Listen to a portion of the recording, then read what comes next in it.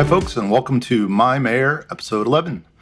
For over 20 weeks now, we've been enjoying getting to know the candidates through the My Mayor series, and I hope you've gotten value out of it and had as much fun as I have. This will be the last episode before the primary, but we certainly look forward to having more conversations with the remaining candidates after the primary.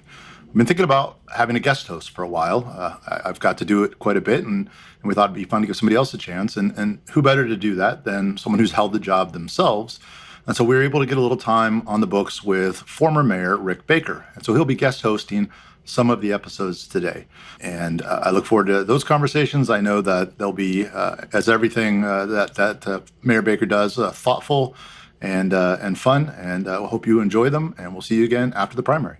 Hi, I'm Rick Baker. I had the honor of being mayor of St. Petersburg from 2001 to 2010, and I have the honor today of being the host for My Mayor as we are interviewing the candidates for mayor with the primary election coming up. And it's a treat for me to now get to interview a friend of mine. We've been friends for many years. I hope you don't mind me saying this, Darden. I consider myself a policy geek. I like that. And I think you have a little bit of that yourself because you love work and identifying policy that helps make things better. And you don't mind getting into the details while you're also looking at the big picture. I think that's a good thing. So welcome, Darden. Good to have you with me today. It's thank you. It's really great to be here. Good to see you, Mayor Baker. And the accusations of being a policy geek, guilty as charged. I consider that a badge of honor myself. Well, tell me how the campaign. We're coming up to the primary. How's the campaign going? How do you feel? I feel really good. Early on, we decided to invest in building a grassroots team and grassroots approach. And so I was really excited. Early this week, we announced that the campaign has reached over 100,000 voter contacts. That means that's a dynamite volunteer team and staff that we have that are out there knocking on doors every day, running phone banks every week. And it's a real important part of how a campaign stays in touch with our citizens. We get feedback, and it's really a way of building our relationship with the voters. And I take that very seriously, and I couldn't be more proud of the incredible team I have that's just out there in the sun and heat every day talking to voters. I remember the first time that I went door to door for a campaign, and you kind of got to swallow hard a little bit, and because you feel like the Fuller Brush salesman, which most people watching this won't know what that is, but it, going door to door and talking to people and say you're selling yourself, which is it's kind of a humbling thing to do. So but you kind of get used to it, and then after a while it becomes fun, and you start telling the story of what you want to do. I learned so much from canvassing. It's just such an opportunity to talk to people one-on-one and to hear their concerns. And, you're there in their neighborhood, you see their street, and you really understand this deep connection that they have from their own point of view with the city. And it's just so important for any leader, especially a mayor, to have that kind of connection to people all across the city. It's definitely a strength for the campaign, but it's a strength of leadership as well. Perfect. Well, as I said, and as you know very well, we got an election coming up very shortly. People are voting right now. And I'd like to talk to you for a little bit about three things that you would like to convey to the voters. Three things about you or platform ideas or whatever that you would like to say, this is why you should vote for Darden Rice. And let's do them one at a time if we can. So if you start with one, let me know what that is, but we'll talk about three of them over the course of the... Okay. Let's start with the first one then. And the first one is that I am the candidate of real progress. And whether it's for clean water, affordable housing, universal pre-K, smart growth, protecting human rights and equality, fighting for economic policies that protect our citizens, whether it's the wage theft prevention ordinance or providing resources to people on fixed incomes that need help with their bills, lowering property taxes for the elderly. I am the candidate with the track record of getting these things done and achieving progress. And that's why I'm endorsed by groups like Ruth's List, Equality Florida, Action Pack, and so many others. And I'm supported by business leaders who support me because they know that I listen to them. They know that I roll up my sleeves, I do the work, and I listen closely, and I go to bat for them, and I'm an effective advocate. And I'm more than happy to take that role when it's necessary. So I have the track record of progress and being a progressive like no one else in this race. And I have the track record of working hard and delivering results. Mayor, no one has to guess where I've been or what I've done for my community in my last several years of service to the city. You talked about the environment, and of course with Piney Point and the red tide, and of course we've had some sewer issues in St. Pete. What do you see the city's role in that? What do you see your role as mayor being? Because obviously you know that was a key part of my terms was promoting the environment, a good environment. And what do you think? What do you think your role would be? What do you think the city's role would be going forward in that? Well, first of all, on wastewater, we have enormous obligations to keep up and fix and improve our wastewater and our stormwater systems. And we put $300 million in immediately to fix some of the immediate issues that were leading to the major sewage spills, every time that there was a major storm starting in 2015. We've gotten out of that critical period because we did spend several intense years of putting money into critical fixes. But, the next mayor's really got to continue to be accountable and hold our feet to the fire. We still have almost $3 billion in capital projects over the next 20 years. We have obligations in our consent order to keep up with $9 million a year to continue the work on our collection system for wastewater. And it's really important. My fear is that the next mayor or next mayor after that is going to start to forget the importance of what these commitments are. And we have to really, we have to step up. We have to not just replace the system that we had built in the 20s, but we've got to build a new system for the challenges of the 21st century. And that is absolutely solely the responsibility of a mayor, her administration, city staff, and city council. And I'm proud to have been a strong leader on council the last several years, making sure that we never, ever experience the horrible sewage spills that we experienced in 2015 and 2016. And on climate, there's a lot that a mayor can do to look at new housing and building strategies so that we make sure we're building our buildings to withstand the challenges of flooding and potential property value dropping as we encourage more challenges in the coming decades. A smart mayor will, I'm going to keep my eyes on all of these challenges, and we're going to be nimble. We're going to be prepared. We're going to be a city that's safe, and we're going to be a city that's ready for the future.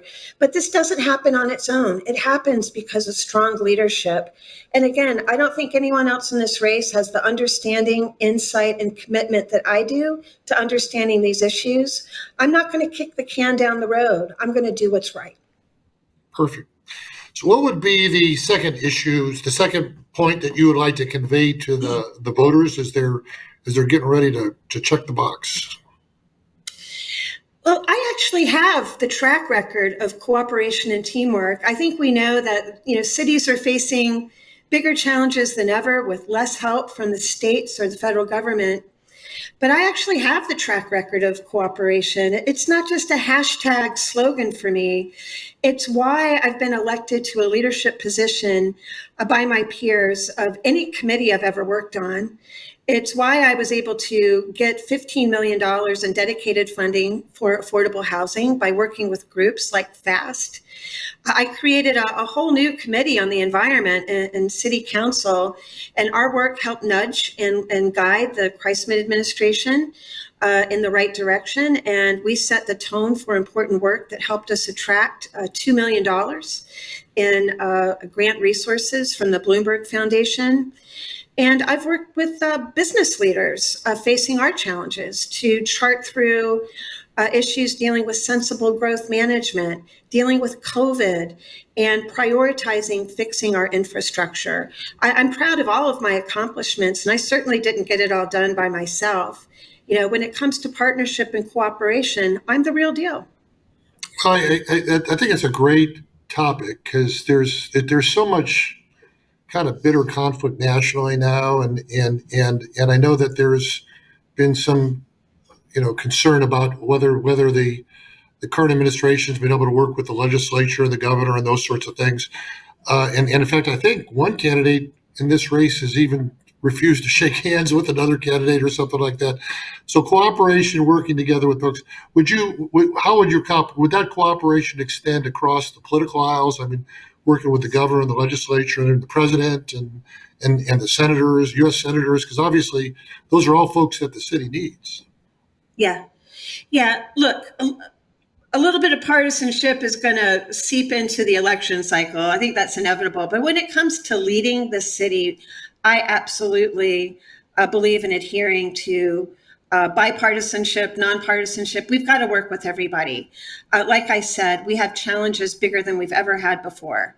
And we need to have good relationships with our state and federal and other local leaders. It's just so critical. As mayor, when I call the governor, or a Republican governor, I want that governor to look at the phone and say, this is my mayor from my fifth largest city in the state, and I need to take this call. I want to work together. And I love this city, and there's a lot of other people that really love this city. And frankly, I want to work with people who love the city as much as I do. And if someone has the time, the resources, the insight, and wants to be a part of making our city better, I really don't care what the letter is next to your name. I think it's all hands on deck time for a number of big issues. And I'm going to continue my track record of cooperation and respect. And that is how I'm going to achieve getting our education plan done with universal pre-K. It's why I'm going to create an Office of Diversity, Equity, and Inclusion.